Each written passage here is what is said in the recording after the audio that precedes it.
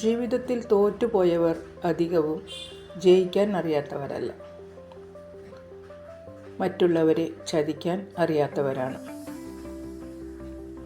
നിങ്ങളുടെ ചെറിയ കുറവുകളിൽ, തോൽവികളിൽ നിങ്ങളെ പരിഹസിക്കുന്നവരെ, വേദനിപ്പിക്കുന്നവരെ ഒരു ഉരക്കടലാസിനോട് ഉപമിക്കാം. അവ നിങ്ങളിൽ ഉരസി പോറലേൽപ്പിച്ചേക്കാം.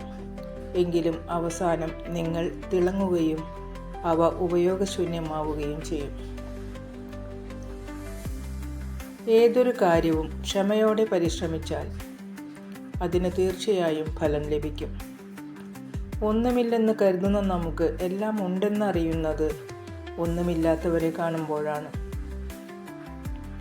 ആയുസ്സിൻ്റെ ദൈർഘ്യമല്ല, കർമ്മങ്ങളിലെ നന്മയാണ് ജീവിതത്തിൻ്റെ ധന്യത. എല്ലാവർക്കും ശുഭരാത്രി, ശുഭനിദ്ര.